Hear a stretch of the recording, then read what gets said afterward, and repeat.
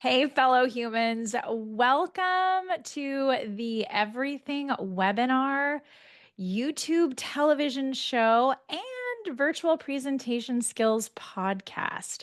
Today, we are using social platforms to the max, and we are celebrating Women's History Month. Now, let me just tell you, this is a big deal for me personally because I really feel in American culture that we don't say thank you loud enough, and I don't think that we say it enough. So, for me, being able to honor a group of female leaders that have been part of my history, which was my pod, we went live in my pod just about an hour ago. And so, this is Kathy's pod, and these are the women that she has chose to honor. It's a big, big, big deal because we are all in female leadership roles. And if we don't think about how we are trailblazing for the next generation, and those who are coming up the ranks behind us, we're making a big mistake. And I think you have all done that. I know you have, and I know that you have a leadership story that you are going to tell. So again, Women's History Month, I cannot express enough gratitude for all of you to have joined us today and to have been part of our history. Now, our host today is Kathy Gadinas, and she is going to go live. Kathy? Hello, everyone. Thank you all for coming. I'm so excited to share the stories of the five women who I think are amazing. I've thought about each of you and how I've put you all together. And so the words that come to mind that define you are passion, integrity, courage, empathy, resilience, and being authentic. And so I'm really happy that we're going to get to share all your stories. Lindsay is the medical director for Providence Health Systems. She is a family practice physician in the greater Portland area. She is an amazing mother of three active young children, a loving wife. She is also a member of two book clubs.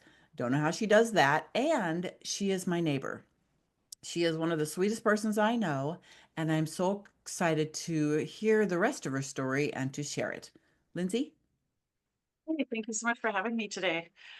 It was just having brought up this topic of women in leadership, it really allowed me to reflect. And it was just really interesting thinking of my story and how I got here. And I think it really goes back to just for me, really an absence of having women in leadership growing up and just really reflecting on, I think about as far back as kindergarten and I'm like this little 5-year-old wanting to be a toy soldier because that my friend who was a boy was a toy soldier and being told, you can't do that. And my parents actually going ahead and helping stand up for me and saying, well, is it really that big a deal? Who cares if she is a girl? Can she do this? And really helping guide me to say, you can do anything. And again, just reflecting back, I don't think my first real female mentor was there until middle school. And there's this whole growth as through childhood and not having a female role model was really, in reflecting back, was I think there was just a hole there, right? And seeing this like amazing female coach who was also one of my teachers, and she's encouraging us and motivating us and doing that through kindness while also sharing some work-life balance. I remember her like going on a date with her now husband back 30 years ago and wearing makeup and still being this really strong person that was really a mentor for all of us.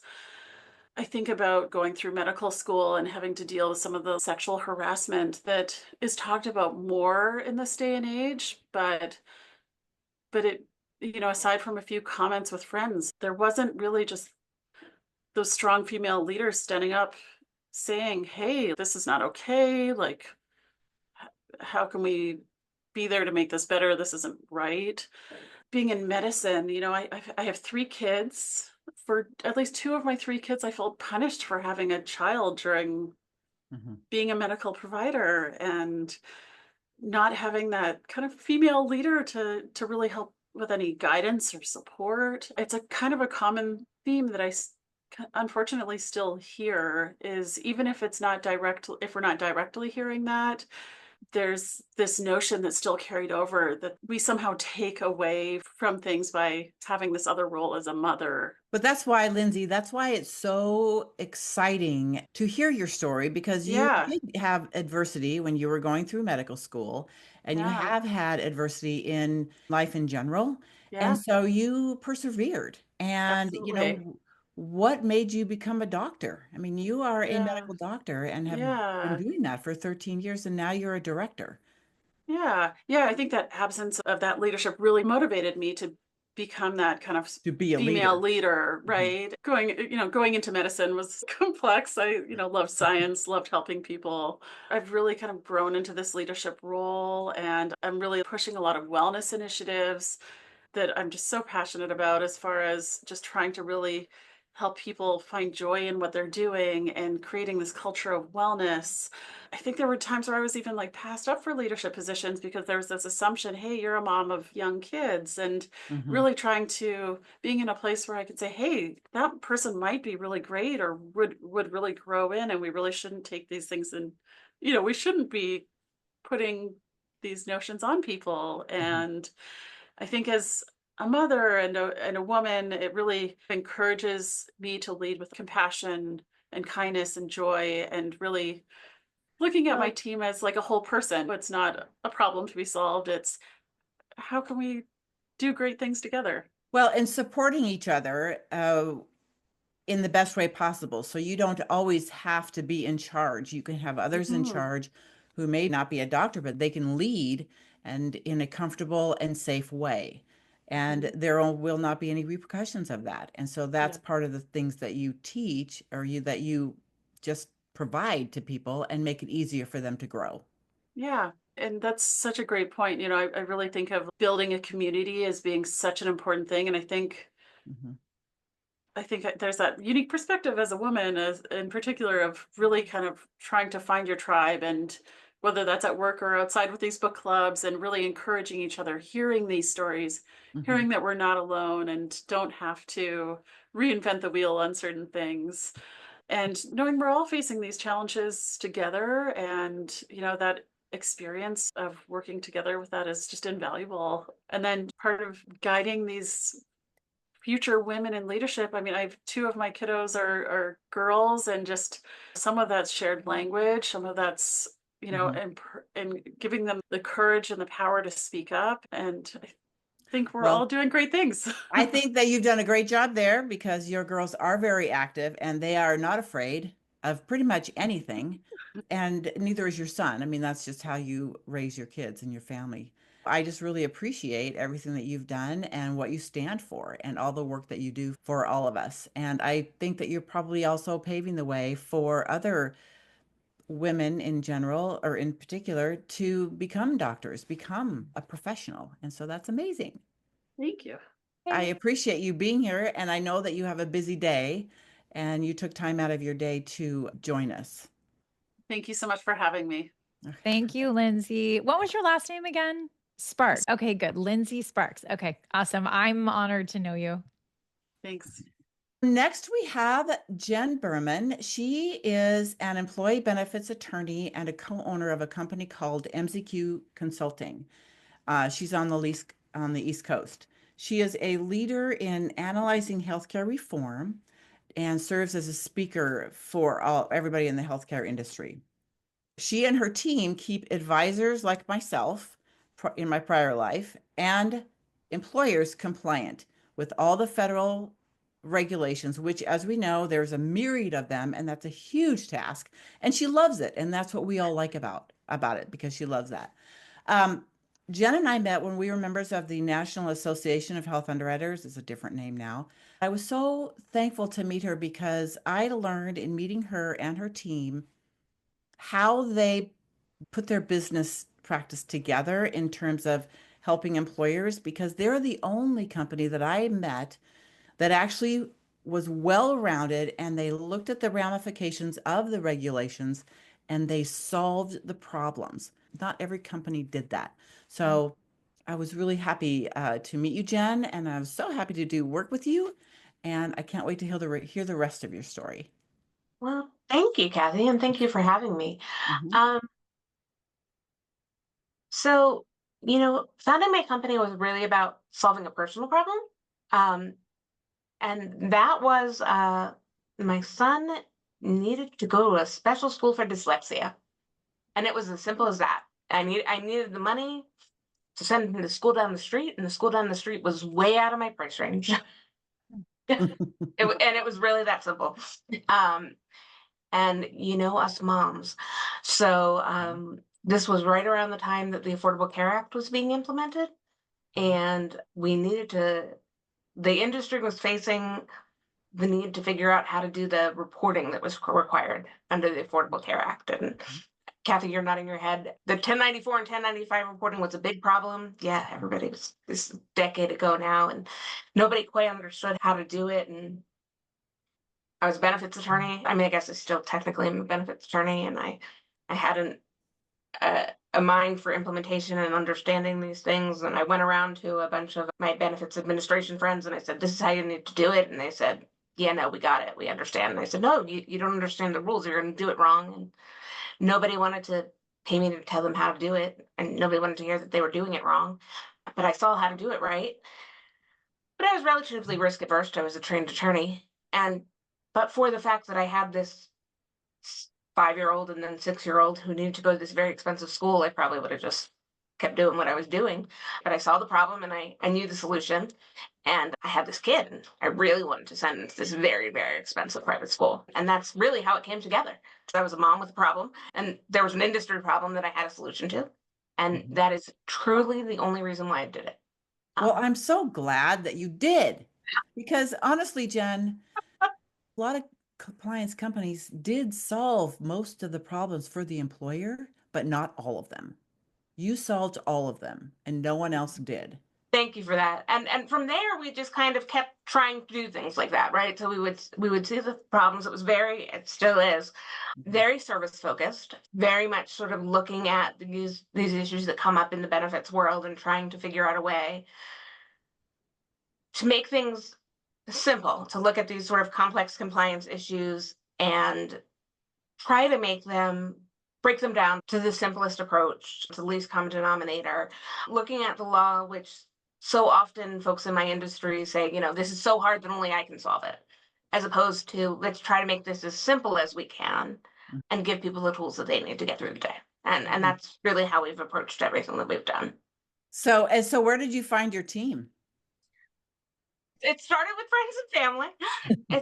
It started with friends and family, and then it grew from there. A lot of clients ended up being members of the team over time. A lot of folks that we met through the industry.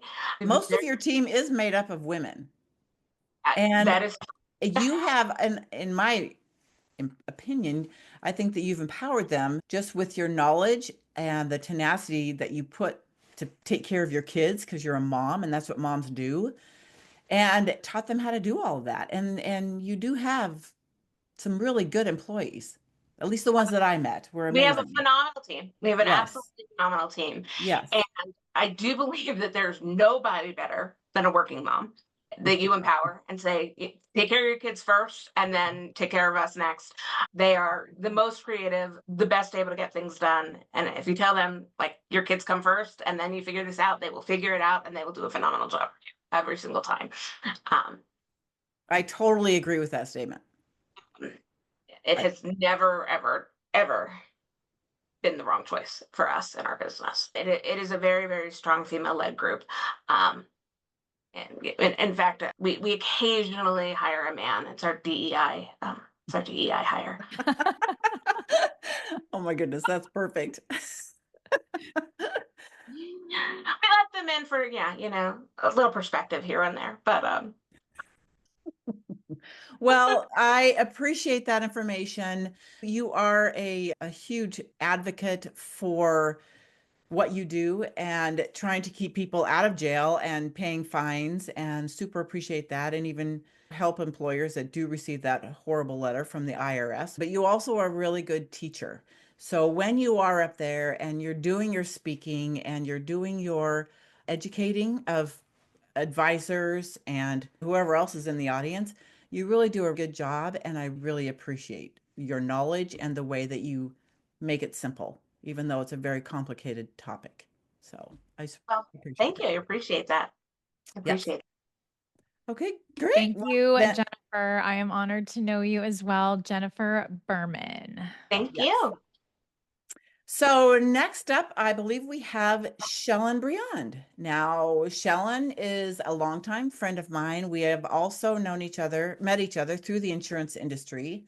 She's been in several sales positions at various companies, but now she kind of does a little bit higher level of leadership. And so we'll let her talk about the coaching supermoms.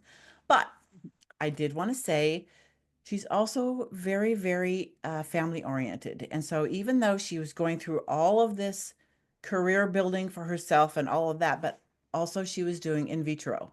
And so she was fortunate. She had twins with the support of her family, and they have grown up. I think they're in high school now. And she has grown her career and herself and her kids all together at the same time. So, anyway, Chelyn, let's hear your story. Oh, thank you. I so appreciate the invitation today. And it's amazing to hear everyone's stories. And this topic of leadership is such a personal one for me. I think that some people are, when they're young, they just gravitate towards that leadership opportunities or move into that. And it took a long time for me to embrace the idea that leadership wasn't position, your job title. I also went through a very male dominated world in terms of leadership and viewed leadership in that very male way and kind of corporate environment. And it was really important to embrace learning that leadership is about influence and really nothing more, nothing less, as John Maxwell teaches, and learning how to become a leader. And that's been something that I've really appreciated. But yes, becoming a mother, just deciding to do that on a solo journey and having twins, boy girl twins, Mhm. being a leader as a parent is a whole nuance, but also teaching children and teaching teammates how to embrace leadership and what that looks like has been just a perfect learning opportunity as well.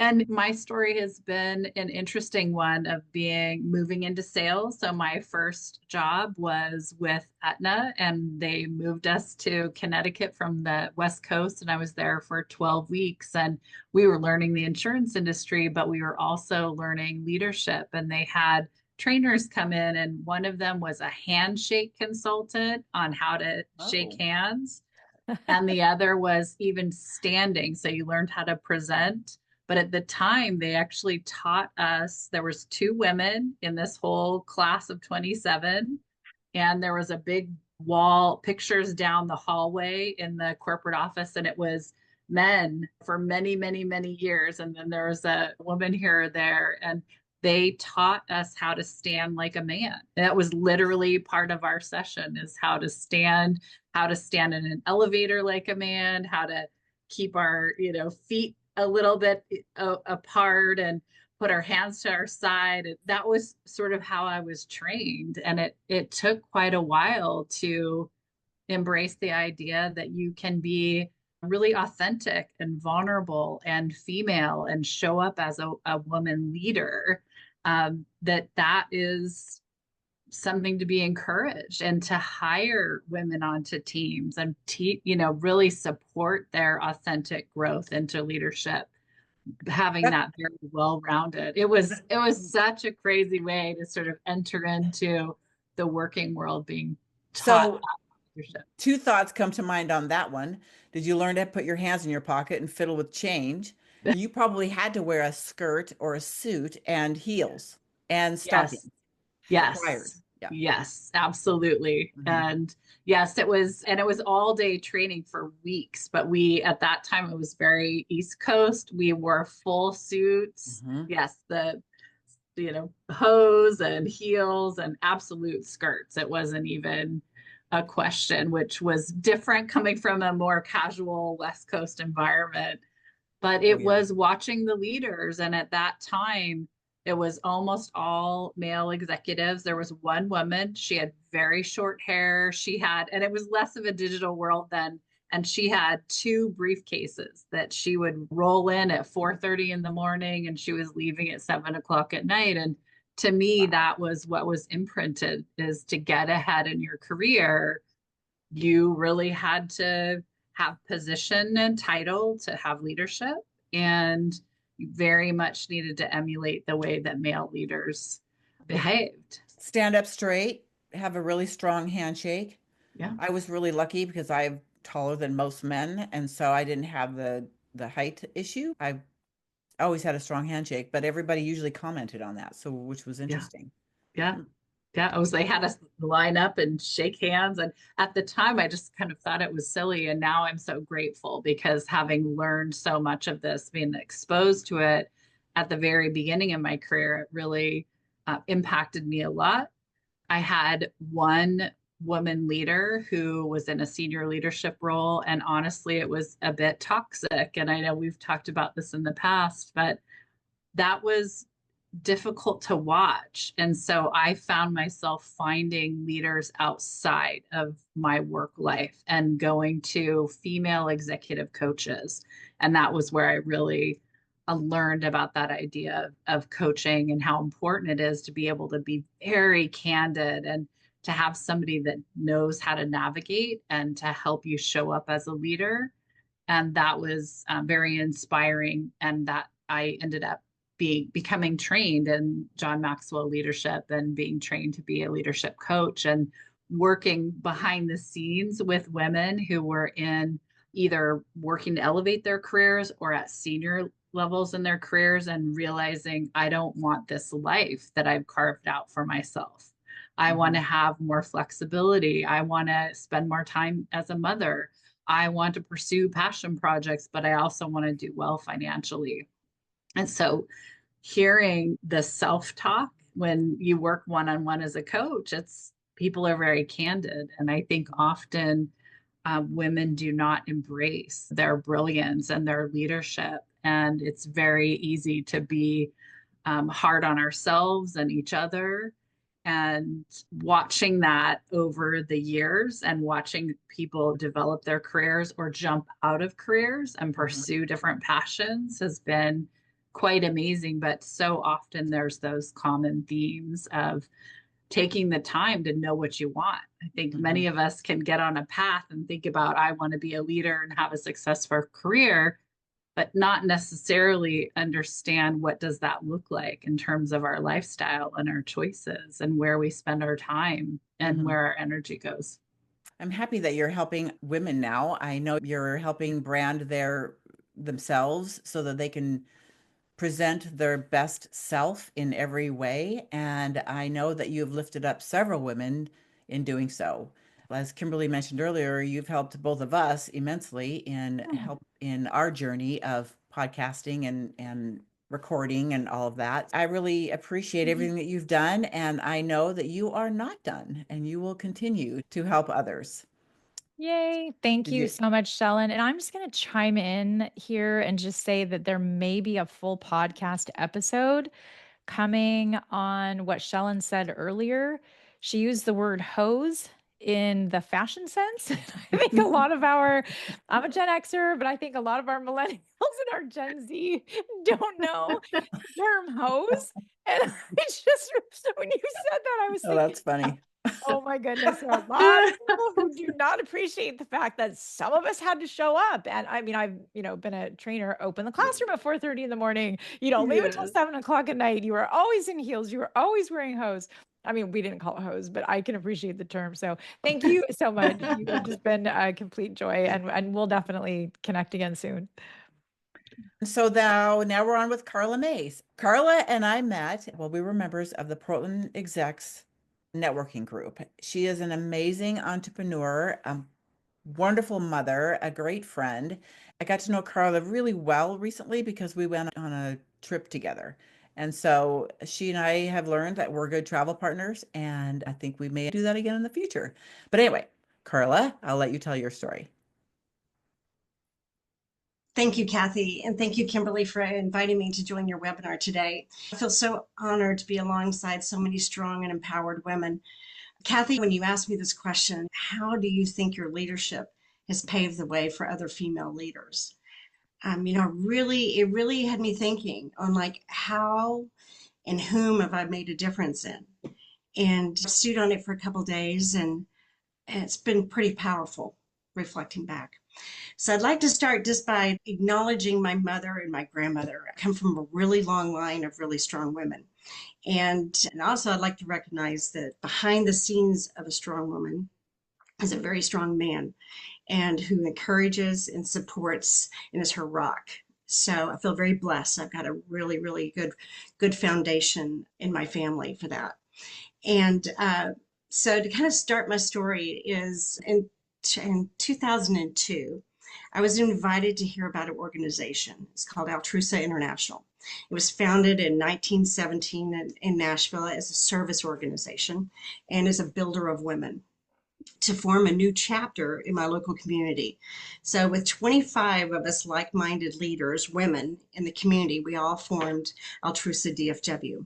And our mission statement was, Altrusa International of DFW promotes personal growth, professional leadership, and supportive friendships through hands-on community service. We would refer to ourselves as small but mighty. Our service projects included Red Bag Food Drive, or Back to School Backpack Drive. And those two projects, what I helped form and put into place, are still together after 22 years. That feels pretty powerful. And then within 2 years after we chartered our Altrusa DFW, we chartered our youth division of that, which was called ASTRA. And ASTRA, the acronym, is an acronym, and it stands for Ability, Service, Training, Responsibility, and Achievement. And I led that initiative in that middle school and that high school for 6 years. And both my daughters were involved in that part too. So that was part of my initiative of why I wanted to be a part of that. And I look back and I'm happy to say that chapter is still thriving, both those chapters in the middle school and high school back in Texas. And then as I really look back and think about my time with that organization and the friendships I've made and all the mentoring that I did, and just how many women that I touched. So thank you for letting me go back and think about that story, because I think that's really been a lot of foundation on who I am as a person today, and who I am as a leader today, and who I am as an entrepreneur today.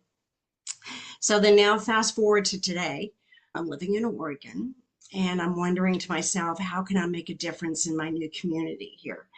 So after 3 years of learning how to manage a small farm, a little ranch with animals, big cows that weigh thousands of pounds, hardest job I've ever done in my life, mentally, physically, and emotionally, I knew it was time for me to find a way back into the workforce and do something where I could make a difference. So my husband asked me, he's like, well, do you have anything in mind? And I said, well, yeah, how about nothing but cakes? He knew how much I enjoyed my little bit of time that I did with that in Texas. So I had the pleasure of working with the very first franchisee in Texas, and she introduced me to the brand and to the founders. So Debbie and Dean are the founders, and they were two professional women that were in business who shared the love of cake. They baked cake one day and they decided, you know what? I think we can do this. I think we can make a business of it. So fast forward, the brand has now over 600 franchise locations, with the majority of all those franchisees being women. So what the motto is to bring joy to our communities and to our teams, one cake at a time. This was it. I knew that I could share my love of making a difference in my community and building a team of very strong women. Because most of my team, this is their very first job. I've had the great honor and duty to teach them how to be a good employee, teaching them business skills, giving them the responsibilities, and encourage them to make good decisions, all while giving them a very safe environment. I learned early on that when I modeled the skills, that I was teaching them. It gave them comfort to say, if they got into a situation, they could say, well, what would Carla do to help them make those good decisions? So I live my life with the saying is that the more you give and the more you receive. So when I look back at my life and all those young women that I've mentored and encouraged through Altrusa and with Astra, with my daughters and with this brand and all mentoring so many franchisees in this brand, it makes me feel really proud. I think that looking back, I know that I made some difference in some of them. And thank you once again, Kathy, for giving me the opportunity to share this story and to make me feel warm my heart. Carla, that was amazing. I didn't even know that first part. And what I know though is most of your workforce are high schoolers, most of them. Yeah. And you teach them in a really safe way how to grow up and be Yeah. responsible and do a job and be on time and sweep the floor. It needs to be swept. Whatever the job is, it's important. And I also know that some of the parents are so thankful that you are in their daughters' lives teaching those things because you don't always, as a parent, sometimes you don't get to do that if there's not a work situation ahead of them. So You know, it takes a village, it and does. I'm very thankful to be a part of that village for in helping them. I know that I had my daughters had some great mentors in their life, and I thank them for helping me. Yes. Because it does take a village. It does. It does. Kimberly, I don't know if you wanted to say a note and then, oh, no. No, Kimberly, we can't hear you. Kimberly, we can't hear you. Oh, she knows. Okay. Yes. So here I am, the expert, right? So I'm testing out a new Shure microphone, which I still believe in, by the way, but there are little glitches, here and there. So that's why we like to teach it live so we can break it live and we can fix it live. So, Yeah. yes, I already know Carla and I already think you're amazing. I didn't know any of the backstory, but I am so grateful that you're here and I will continue to be honored to know you. Thank you. Thank you. Thank you. Appreciate it. All righty, Roni, thank you so much for joining us. Roni and I also met at Portland Execs Networking Group. She has an amazing story of overcoming a disability, competing in the Paralympics and getting a gold medal, and then starting her own business. And then going to graduate school. So many things. We're looking forward to hearing your story. Thank you. It's really fun to be here with you today. And there was two things I always wanted in my life. Well, I wanted a lot of things, but two of them I'm going to talk about today. One was to be a businesswoman, and the other was to be an athlete. And I can say I've been blessed to have experienced both. But I wanted to be a businesswoman because my mom was an incredible businesswoman. We've already heard about family support and coming from a long line of women, of strong women. And I come from a long line of strong women and strong men as well. But my mother, she owned a concrete company. She was in the construction business. My dad actually worked for her. She was the owner of the business, and then he came and joined her in that company. And I just grew up learning from her how to be a tough, strong woman in a very male-dominated industry. And then I also learned stuff from my dad too, though. One of the things my dad always said is, we're not in the concrete business, we're in the people business. And I think as a leader, carrying that into every aspect of my life, I am currently in the environmental business, but I'm not really in the environmental business. I'm in the people business because we all are in business to serve people and help meet the needs of people. And I think it's important to keep sight of that and operating a business. My parents taught me to be really tough though. And you talked about having a disability, and this is one of their tactics, was to treat me completely normal. I remember when I was 12, I broke my leg, my only good leg. And my brother and I, we had to alternate doing dishes every night after dinner. It was his turn and he did it. And the next night it would be my turn. And well, you would think with one leg and you break it and you're in a full leg cast that you could get out of doing dishes one night, right? No, not in my house. I remember being propped up to the sink so that I could do my turn on the dishes. There was, that was just the way it was in my family. So I'm very grateful for that background, and it certainly has carried me into my business. My mom raised our family in the company. It was a part of our family and our lifestyle. And as I started my own business, I was able to do the same with my own kids, bring them into the business. And my daughter, as an adult, now one of my daughters works for me to this day. So that's something I also learned from my parents. As far as being an athlete, and I think of this story, yeah, talk about paving the way for other women.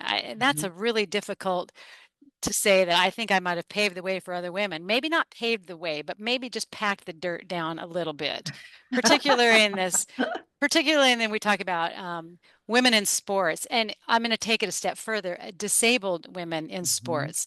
I wanted to be an Olympic athlete. It's kind of a secret dream of mine as a young kid. And it was a crazy dream because honestly, how many disabled people back in the olden days, I'll call them the olden days, were athletes?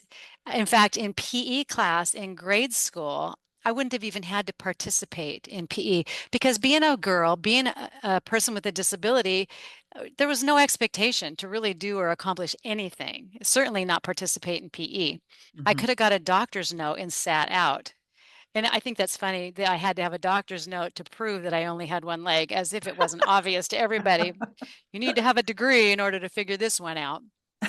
But I didn't want to sit out in PE. I didn't want to get a doctor's note. I wanted to participate. I wanted to prove that I could do everything that all the other kids could do. And truthfully, I never really could. We had this thing that you guys may recall. It's called the President's Physical Fitness Award. I And it do. was a battery of tests that you had to do or accomplish within a certain period of time or do a certain number of reps or whatever the case may be. You had to meet certain criteria. And if you could do all of these, then you would qualify for this award, which in Mhm. my school meant that on the last day of the big awards assembly, you received a certificate and a patch that you could sew on your jacket. And Mhm. we knew all the kids that were the good athletes in class, which was important to be a good athlete because that made you get some popularity points. But these kids had this patch on their jackets and they would proudly wear it everywhere.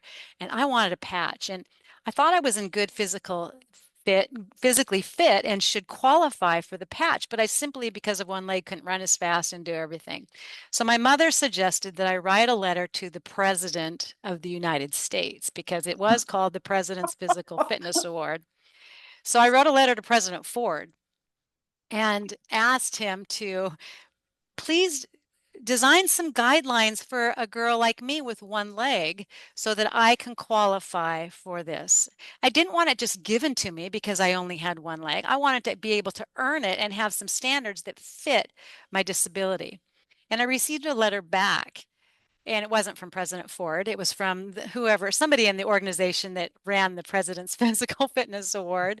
And it was basically stating, thank you for your letter. It's been received and we're very sorry, but there's just no way we could design guidelines for every disability that's out there. You must understand that a blind person would need certain requirements and a person with cerebral palsy may need other requirements. And we just couldn't possibly instigate or put in the regulations or whatever, I'm not trying to say it right, guidelines or Like implement. standards so that all different disabilities could meet them and qualify for this award. So basically, sorry, can't do anything about it.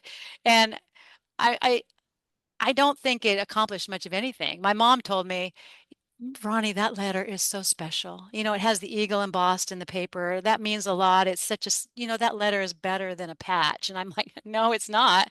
I wanted to sew that patch on my jacket. But I think it's people like me doing the little things like that Mhm. that has taken disabled sports, women's sports, to the level that we now see are so integrated within our society and respected in our society in ways that they simply were not when I was younger. So I don't know how much I contributed to with that letter, but it was, I think, a cumulative effort by so many different people that have raised it up to what it is today, and hopefully will continue from here to go forward. I always say that as a leader, we really need to be resilient and we need to be adaptive. I think these are two terminologies that are really near and dear to my heart. And a lot of people think, well, I don't have a disability. I don't have a story like yours. And I just want to tell the people listening, you don't have to be disabled to be adaptive. Mhm. As the leaders, we get to adapt every day. We get to roll with it. We get to adjust with it. And I think women are really good at this. I think they're better at it than men. I hate to say that because I'm not a man basher. I love the men in my life and think highly of them. But women, we tend to be really good at rolling with things and adapting and figuring out how to make things work in a way so that we see what's possible. Mhm. I And totally agree. Women are very different in how they interpret things yeah. and manage things. Yeah. So I guess if I were to say anything about being a leader in my lifetime, first of all, I think the older I get, the more I realize it's important to pour into other people, that it's really not about me. It's so much more about those people around that hopefully I can help serve and help them grow so that they see the possibilities in their lives. Mhm. And that's been super important to me, specifically as I get older and realize that there's this sense of urgency in life. And so that's kind of one of my goals right now is to serve others in a way that I maybe didn't do when I was younger because it's very selfish trying to do everything that I wanted to do. I think that's a great story. And also, too, you are a podcaster. I know you do have your own podcast. I did listen to one episode that you were being interviewed for.